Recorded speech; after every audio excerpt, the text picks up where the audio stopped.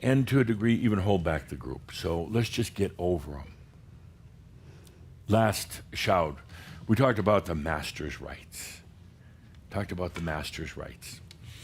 And so many of you wrote in, gave your suggestions and ideas.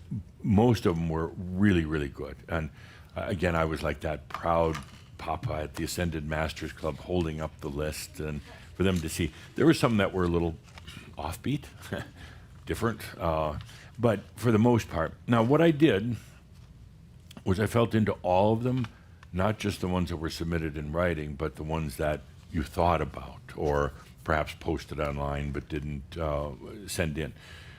So I took an overall assessment of the master's rights. And this is not a final document. It's a working, work in progress. But I extracted really the top ones and reworded them because a lot of the wording was kind of coming from the negative, and I wanted to state it in an affirmative way. Things like, I have a right to not be fearful anymore. It's like, okay, but that's still fearful. So how do we put this in a positive? So I did a lot of polishing and distilling on this. And polishing what? Polishing the words. Words. So I did a lot of wordsmithing on these and came up with this pretty much in order of importance to Shaumbra. What were the top items on this? So we're going to go through those now and talk about them. The rights of a master, or whatever you want to call them, who's actually an interesting study, looking at all these and feeling into the energies and what's really going on with Shaumbra. And I was taken by somewhat of a surprise at what became the most important right for Shaumbra, and that's the cue.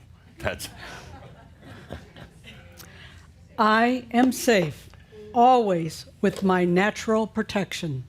Good. Yeah, Calder's telling me that he's going to run them. I am safe. Now, that was pervasive throughout all the answers, hundreds and hundreds of answers, and sent in, and not to include the other ones, but Shaumbra, they realize they have a right to feel safe.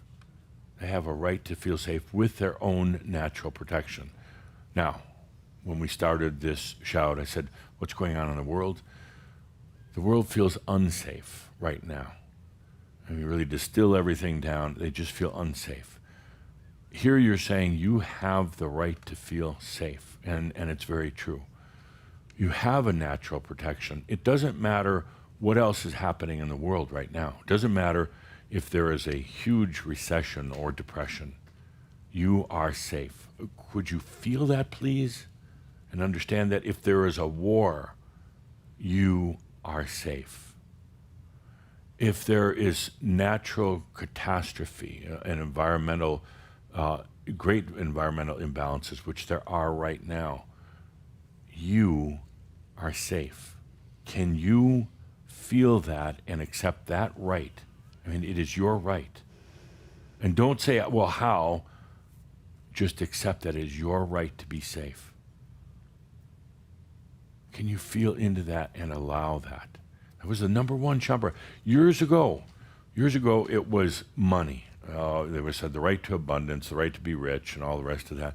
How things have shifted right now. I have the right to be safe in an unsafe world. And without feeling the need, you have to go out and rescue everybody else who's not safe or who might not be safe. You can't do that. You have to stay in your safety. They rely on that. It's like the drowning person syndrome. One drowning person isn't going to help another drowning person. Stay above the water. Stay safe. So can you feel that and truly embody that? I have that right to be safe. That is going to be so crucial in going forward. Okay, next one on the list. I am an open expression without need to explain or limit. This came as a result of people saying, I'm tired of people not understanding me. I'm tired of not being able to be who I am. I'm tired of not being able to speak my truth. I'm tired of being analyzed, criticized, ostracized, and everything else through this. And I distilled this, made it a little bit easier to put into 10 words or less. I am an open expression. I am an open expression. I have that right without the need to explain it or limit it. That first surfaced at one of our gatherings in Kona earlier this year, I believe it was. And to my surprise also, the biggest issue with that group, the biggest thing that they were frustrated about is they were not being seen. They were not being seen. They felt like they had to stay so small and without expression or constantly try to explain themselves. That time is done now. That time is long gone. You have the right to your full expression. Now, one could argue and say, well, does that mean you can yell fire in a movie theater?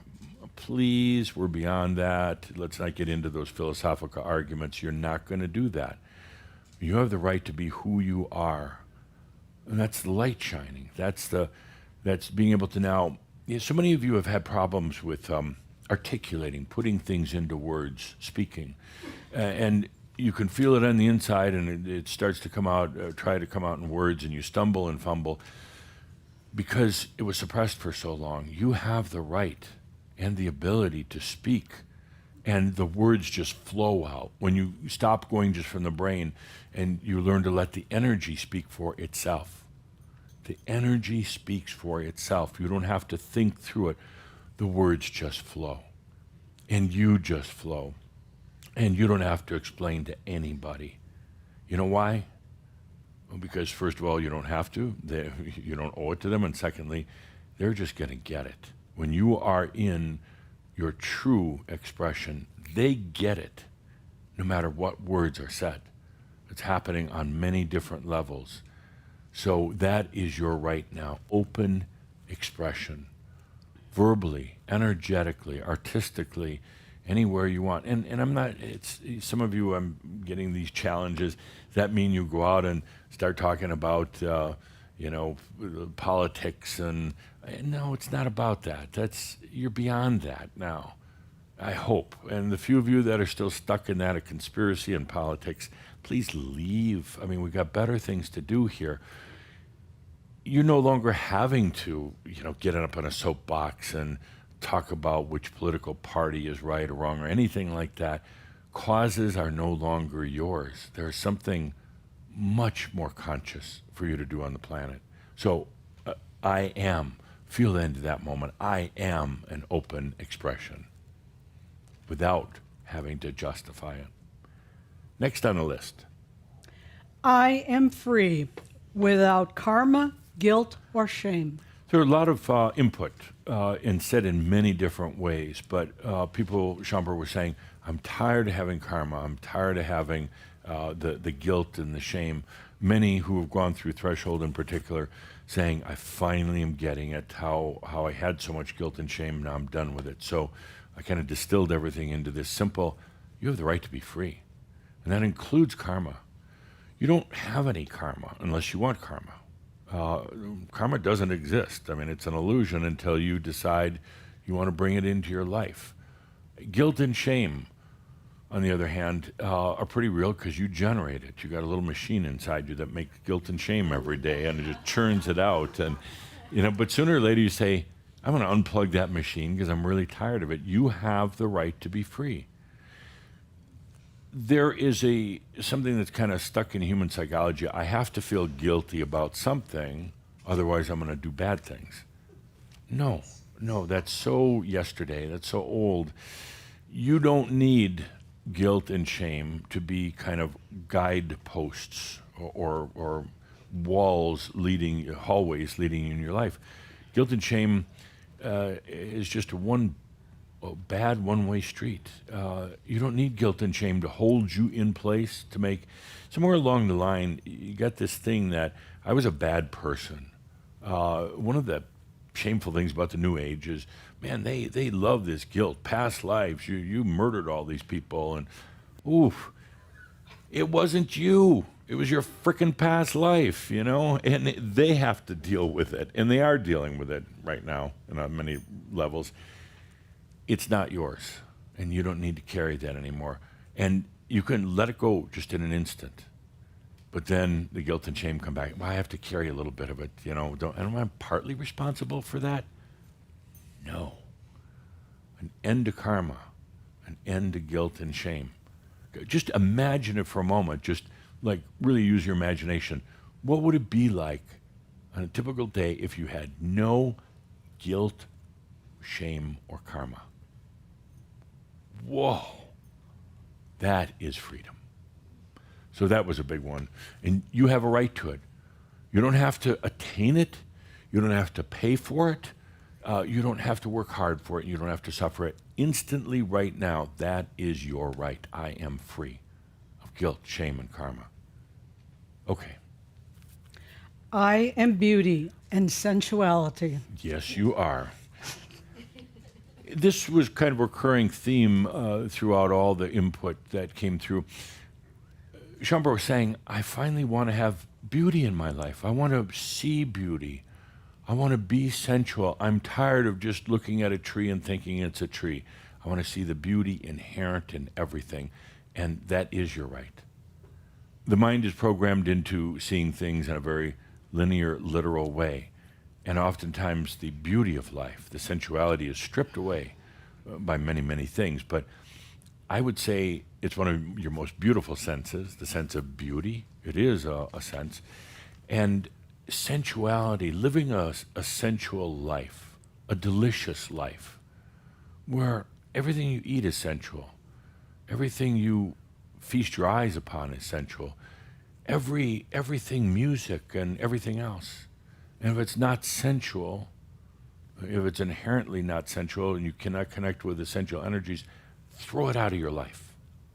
Because there are things that kind of, the energy, the way it's built in is kind of unsensual, but throw it out of your life. It's time to be the beauty within yourself and in everything around you. Imagine now, going forward, that you see beauty in all things. And not meant as just a little cliche, but I mean truly feel the beauty in things. That's the way life should be. Without it, there's not going to be any happiness. There's going to be depression. There's going to be anxiety. Once you start letting the natural beauty of everything come through and let yourself perceive it, you can't be depressed and you cannot be bored. You could sit on a park bench 8 hours a day and do nothing but feel, sense, and experience the beauty. And somebody would say, well, isn't that boring, just sitting there all day? And it's like, no, boring is what you're doing, not leading a sensual life. That's boring. Okay, moving on. Okay. You're going to say this. Did you want to say it? No, you say it. You say it all the time. I know, but so you should say Okay, it. Practice, you know. Okay. I am that I am. Not mass consciousness, nor my ancestors, past lives, angelic families, or projections of others. None of that. And again, it's commonly believed that, well, you're partly your family and angelic families. We got rid of angelic families, a couple of years ago. That was a good thing. You're none of those. Now, it leaves a sense of void, perhaps, for a short time, because you associated with those things. They were part of you. And in a way, they're still part of your story, but you're no longer indebted to them. None of those. You are a free being. I am that I am. Not what my family is. Not what my past lives were. You're not your past lives at all. Like I've said before, they're like cousins of the soul or something, but it's not you. And even more importantly, they're looking to you to get out of that, even your soul family, old lineage. They're looking for you to rise above that, saying, I'm not just another lifetime in a string of lifetimes of my soul. You are the ascended, the designated ascendee. You are the one that breaks free of even the soul's patterns of past lives. It's huge. It's huge. I am that I am. not that they are, not that my biological family is, not that mass consciousness, not the projections that other people put upon me. I am that I am. I'll decide who I am. Going through your input on these, this what we call the Bill of Rights or Master's Rights, was phenomenal. Feeling in deep into all these answers, it was quite an experience that I've had. Next one. I am aware of my soul senses as well as my human senses. Good. You know your human senses probably all too well. I'm using the word soul senses now rather than angelic senses. We're kind of getting away from the angelic family stuff. They're your soul senses, and there's over 200,000 of them. You won't need a lot of them, but it's time now. You have a right to those senses. We've talked about a number of them. Beauty is one. The ability to focus is one. There's a number of them. We'll be dropping more here and there. No, dropping as in name dropping. Yeah, I'm trying to be hip here and use kind of hip terminology. You're still. Kasumi was giving me crap lately, and he said I'm a little behind the times, and I need to talk and dress more current, and I need to listen to any music other than classical. So I'm trying. So please bear with me. Yeah. What's up, man?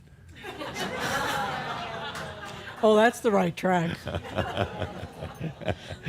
I may need some more coaching on that, but of course he's the one that helped to give me my name, Adamus. Of course, we know what it means. Yes, we do. So he's getting warmed up for the Dream of the Merlin event. Of course. So you've got these beautiful senses. Let's bring them in. And how do you do that? You just allow it. We'll talk about it. I'll give some explanation of what these other senses are, but we're going to start weaving them right in.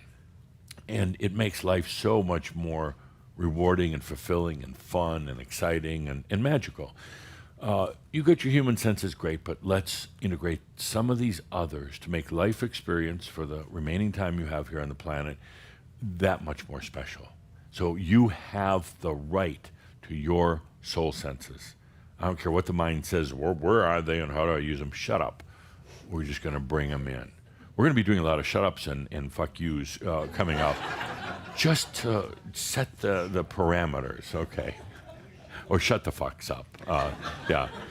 You know, if I say just shut up, that's kind of like, okay, one thing. But if it's shut the fuck up, that's really important. Okay, make note of that. That's really important. Okay, what next? That's how I know Jeff's channeling. Next on the list? I am joy in every cell in my body and thought in my mind. Yeah. So there was a lot of input about the light body, for instance. There's a lot of, I want my light body now, and I want joy, and they kind of seem to almost blend together. The body is challenging. You don't need me to tell you that. The body hurts and is in pain. You're going through this transformation. It's time, though, to say, let's be in joy with every atom, every cell in the body. Let's be in joy in the thoughts in the mind. Now, I'm not talking about artificial optimism. I'm talking about true joy. And combined with some of the other things we have up here, the ability to just let yourself be in joy. And joy, happiness, sensuality, the flow. I guess perhaps that's maybe even a better word than joy. I am my flow of energy, my flow of ease and grace without all this resistance and friction along the way. And this is your right. Have it in your body and your mind and in everything you do. Okay. I am relaxed at long last. Now, that was interesting also. There was a lot of that. Unexpected, but it wasn't said in such a way. It was, I need to finally relax. And I'm so tired of being stressed. The anxiety is overwhelming. You have a right to be relaxed at long last. Why? Let's go back to the first one, because you are safe. When you're safe, you can relax. The rest of the world's not safe. They're not relaxed. They're in anxiety. Tensions are mounting, building up. who knows where things are going to go? Well, I do, but I am relaxed. Just feel into that for a moment. I am relaxed at long last. There's a lot of tension in your relaxation. No, I mean, really feel into it. It's your right. It's your right to be relaxed, to be at ease. Now, accept that right. I am relaxed.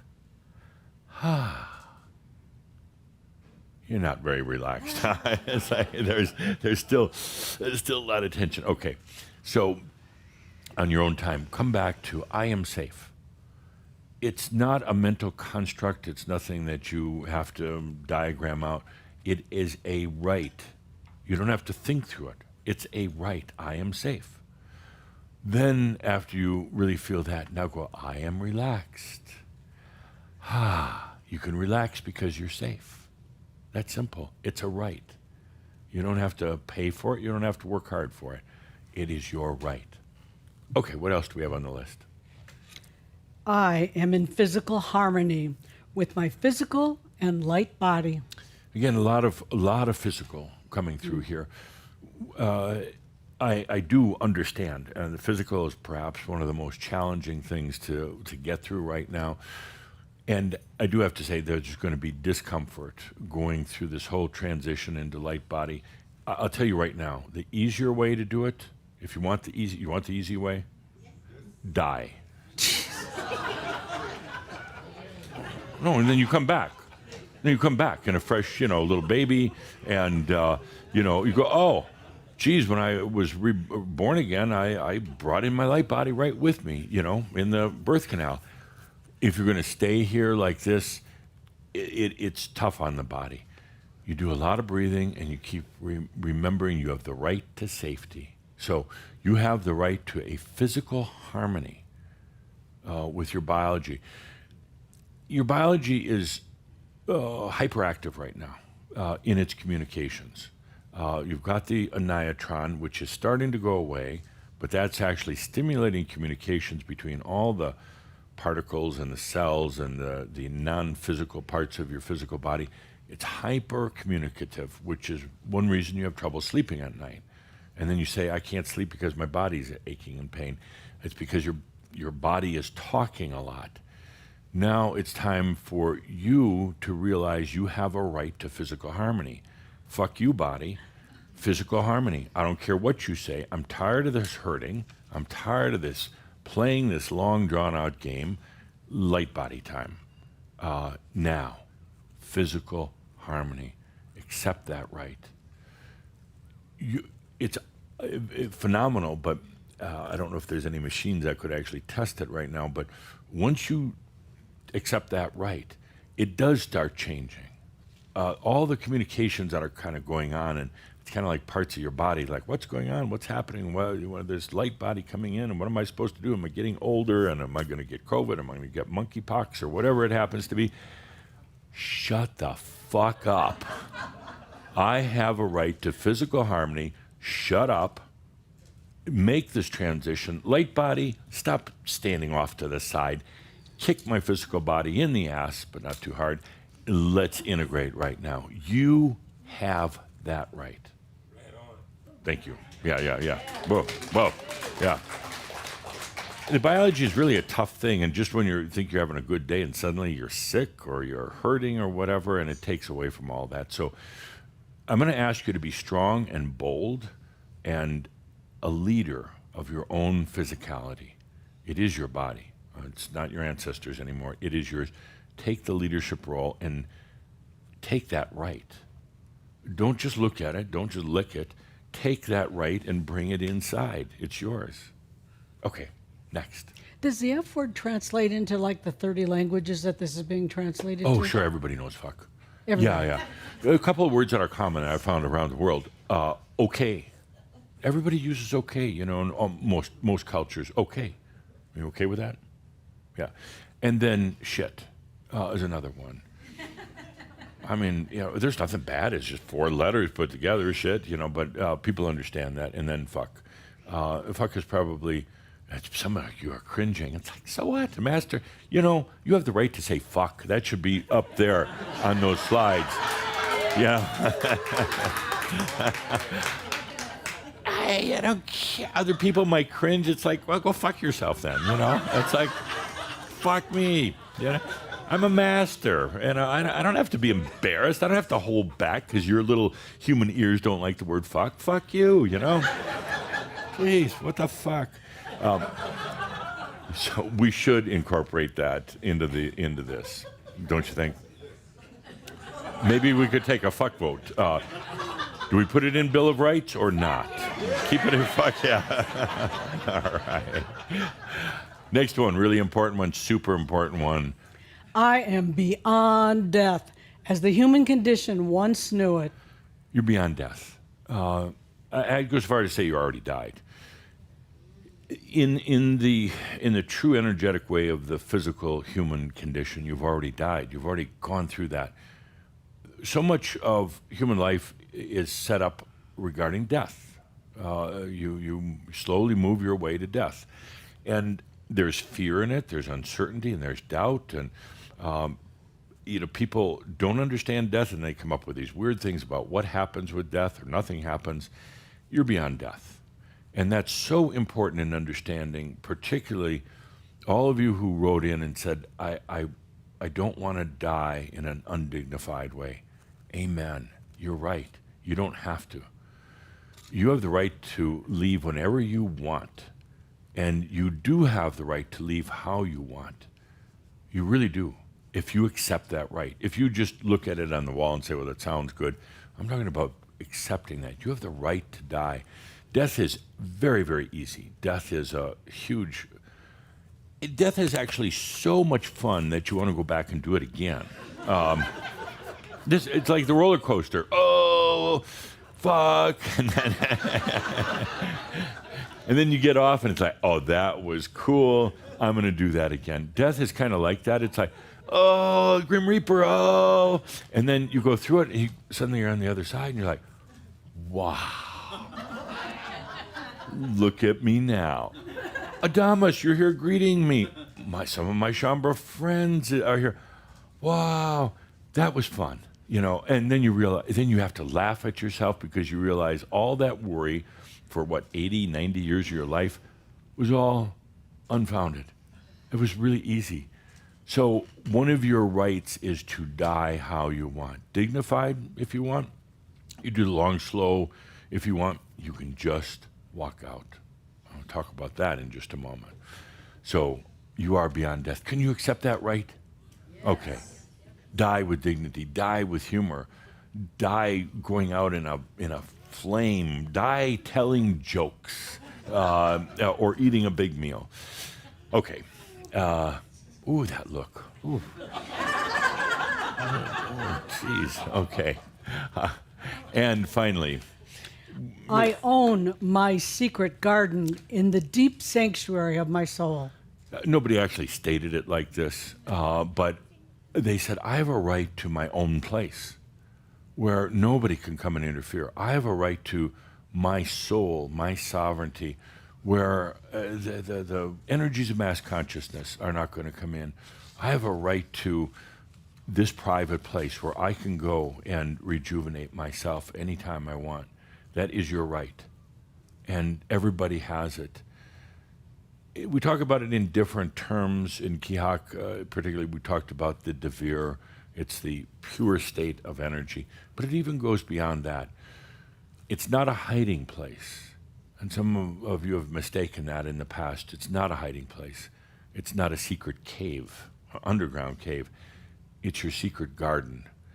It's where you can go whenever you want. Nobody else can interfere. Nobody else can enter. Even if you invited them in, they can't. It's your place. It's your refuge with your soul. And in the secret garden, it can be a garden or a forest. It can be a river. It can be sky. It can be nothing. But it's your place. That's only for you. You can stay there as long as you want to rejuvenate, to rebalance, to really connect with your soul. Nobody can ever take it away. And you'll realize it's always been there. You just lost your way, forgot that it was there, and thought that this was some big communal garden that we shared with everybody. It's not. It's your garden. Let's take a deep breath with that. This is your right. I believe that's about all we had. One more. Oh, good. I am a master, and I define that reality. You bet. That's kind of a good summary. I am a master. You're not trying to attain masterhood or mastership anymore. We're beyond that. You either are a master or you're not. If you're not, it's time to leave. If you are, let's go forward with the very reason, the mission for being here on the planet. Some of you think you have to continually keep trying to earn this, or you're looking around in your reality to say, but I need the validation that I am a master. I need other people to ooh and ah. I need to perform magic tricks. You're never going to get that, ever, until you decide you're a master. You're not going to get the outside validation until on the inside you've accepted your right as a master. And that's it. It's as simple as that. And then you realize, as the master, you define your reality. Nobody else does. You're aware of other realities all around, but you say, I am the master. I define the reality. Not mass consciousness, not your old families or anything like that, but I define my reality. At that point, you realize what's important, and it's not money, and it's not relationships, it's not being sexy, or it's not being having all these titles behind your name, your diplomas. You realize that was all an interesting experience, but you start to realize what is important. And there's not many things that actually are. But the funny thing is, when you realize that and you accept I am the master, everything else just works out. You don't even have to think about abundance or health or relationships or any of that. It's just there. When you're in mastery, it is just there. Why? Because your energy already knows. It's just now for you to realize that. Your energy already knows how to bring forth abundance and wisdom and peace and joy and a balanced biology. It already knows, and it's just waiting there to serve you. Feel into your right. I am a master. Don't keep testing on the outside to say, but I need to see something external. I need people to be super impressed with me, or I need to have suddenly be able to walk on water. That will never happen, because all it means is you don't believe it. You're looking outside yourself for validation, and it will never happen. You're going to be on a long, long, long search. The minute you accept your right as a master, your energy, your reality, then the magic occurs. And then it's not important anymore. It's all just there. So there was many, many, many, many wonderful responses. I was very impressed with what we got. Wouldn't have been this way 3 or 4 years ago. So Linda, I asked Calder to put a few others together just so you could hear. They didn't get included in the short list, but worthy of mention. Okay. You want me to read First them all? one. First one? You don't mind if I eat, do you? This is quite good. I'm fucking intoxicated.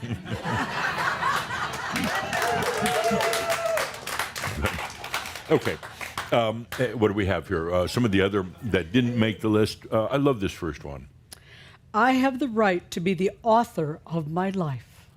I love the poetic way that's put. I'm the author of my life. Nobody else is going to write the script. I am the author. Did you write that? No, I didn't.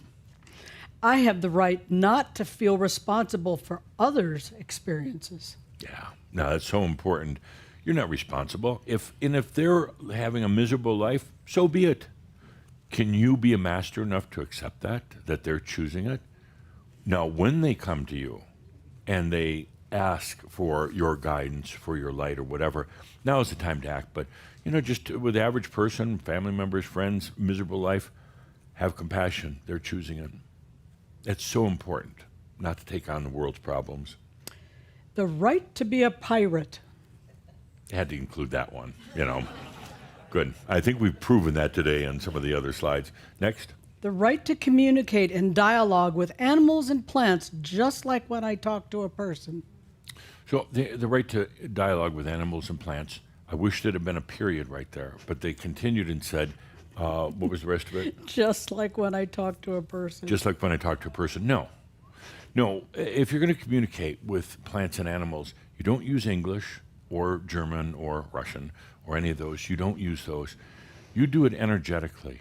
You have a natural sense of communication. Maybe as we expand the list a little bit, you have the right to communicate non-verbally and to understand it. You don't talk to your dog with words. The dog's saying, what the fuck are they talking about? You talk energetically. Now, you're going to hear your mind putting it to words, which is okay, but you're not putting it into words first. So you're connecting with your dog. You're connecting with Belle, and you're feeling this. Not putting it into words is kind of difficult, but it's just this sense of love and what else? It's the energy. They feel the energy. You don't have to put it into words. Now, you might hear your mind going, okay, we need to translate that into love and acceptance, and I miss you, but that's not what you're conveying. You don't talk to other non-human things in human terms. You feel into it psychically, and it's okay. Your mind will attach a word. It's okay, but the first order is to do it energetically. And so when we're communicating right here, like this, with Joanne, I don't have to use words. Words are a distraction right now, but I'm communicating something very beautiful to you. And it doesn't need words. And you don't need words to understand it. It's there. Okay, so I wanted that one to just make sure you understand. You don't stop using language. There is a higher type of communication. Good. The right to never incarnate anywhere ever again. Yeah. Read it with the expression in the way it was actually first written. The right to never incarnate anywhere ever again. Yeah. Well, okay. I think it speaks for itself. And you don't have to, by the way. You don't have to. It has a lot of exclamation points. It did, yeah. But I thought that was very fitting for Shambhala. I am never going to incarnate again. There is an alternative, though. We're going to talk about it in alt. Okay, next. The right to ignore any advice given by any grand ascended masters and choose my own experience instead. Oh, we're back on that. No, that's what was being given to me. That's what I sense beyond the words. What was this person really trying to convey? Good. And finally, befitting of today, I'm reading it exactly as it's posted, the right to be an arrogant and a motherfucker. I don't think you read that right. The right to be arrogant and a motherfucker. Yeah, the right to be arrogant and a motherfucker. Okay, all right. Let's read it again to make sure we got it right. And you just want to say that word again, don't you? Okay. All right. Let's take a moment to really feel into the true master's rights. Every one of these is your right, and there's a lot more of them, and we can make a really long list. I wanted to kind of distill it, though. These are your rights. You don't have to earn it. It's not elusive. It's not somewhere else. Every one of these is right here. And let's just start right now with safe. You have the right to be safe. You understand that? I mean, physically safe, emotionally safe, financially safe. You have the right to be safe even in a world filled with crime and darkness. You can choose that right, or you can debate the right, or you can say, well, I'll just take a little bit of it. But you do have the right to be totally safe. And it's not that a bunch of angels are hovering around protecting you. It's your own soul, your own energy that's doing it. You can be in the middle of a storm, in the middle of chaos, which the planet is going through right now. You have the right to be safe. Will you accept that right? Okay, let's take a good deep breath.